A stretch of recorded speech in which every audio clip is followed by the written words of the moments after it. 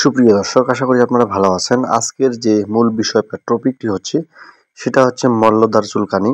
আসলে মল্লদ্বার চুলকানির ক্ষেত্রে আমরা কি ক্রিম ব্যবহার করতে পারি এবং কি এর জন্য দ্রুত সমাধান কি সম্পূর্ণ ভিডিওতে আজকে সম্পূর্ণ ভিডিওতে আপনাদের সামনে আমি রয়েছি মেডিসিন টিপসের পক্ষ থেকে, যেন আপনারা খুব সহজেই আপনার মল্লদ্বার চুলকানি সারাতে পারেন।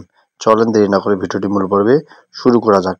যেমন বিভিন্ন রোগের বিভিন্ন কারণে মল্লদ্বার চুলকাতে পারে, সেটা অবশ্যই আপনাকে সঠিকভাবে জেনে ট্রিটমেন্ট দিতে হবে।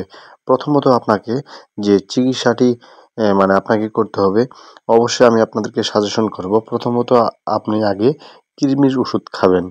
অবশ্যই 100% আগে কৃমির ওষুধ খাবেন। কৃমির ওষুধ খাওয়ার পরে যদি আপনার মল্লদ্বার বা পায়খানা রাস্তা চুলকায়, সেক্ষেত্রে সাজেশন করব কৃমিনাশক ওষুধ আপনারা খেতে পারেন। যেমন কৃমিনাশক ওষুধ হচ্ছে অ্যালবেন্ডাজল গ্রুপের ওষুধ খেতে পারবেন, বা লিভামিসল গ্রুপের ওষুধ খেতে পারেন, যার গ্রুপের নাম হচ্ছে লিভামিনসল। যেমন ইট্রাক্স অর্থাৎ পিভাসল, ইট্রাক্স, লেভোসল, লিভামিন, ভার্মিসল, এই ধরনের ট্যাবলেট আপনারা খেতে পারবেন। এই ধরনের ট্যাবলেট একটি করে আপনাকে প্রতিদিন একবার খেতে হবে। আর যদি মেবেন্ডাজল ট্যাবলেট ওষুধ খান, সেক্ষেত্রে আপনারা অবশ্যই একটি খাওয়ার পর আবার 7 দিন পর আবার পুরোটা সেবন করতে হবে।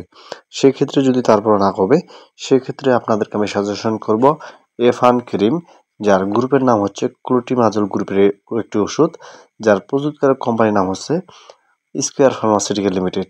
এটা হচ্ছে ক্লোটিমাজল গ্রুপের একটি ওষুধ। এটা কৃমি ওষুধ খাওয়ার পর তার পাশাপাশি আপনাকে এই এফান ক্রিমটি আপনার মলদ্বারে লাগাতে হবে।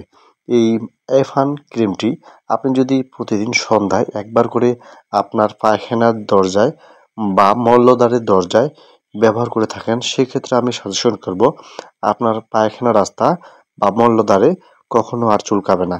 সেটা কৃমির কারণে হোক, সেটা আপনার অন্যান্য সমস্যার কারণ, ভাইরাস ব্যাকটেরিয়ার কারণেই হতে পারে। সেক্ষেত্রে এই দুইটা জিনিস আপনারা যদি নিয়ম মেনটেন ব্যবহার করে বা খান, সেক্ষেত্রে আমি আপনাদেরকে সাজেশন করব আপনার পায়খানার দরজা সেক্ষেত্রে কখনোই আর চুলকাবে না, এবং কি এক নিমিষে আপনারা সমাধান করতে পারবেন। তো আশা করি আপনাদেরকে আমি এই শর্ট ভিডিও বা লং ভিডিওর মাধ্যমে বোঝাতে পেরেছি। যদি ভিডিওটি ভালো লাগে তাহলে শেয়ার করে দিবেন। ধন্যবাদ সকলকে।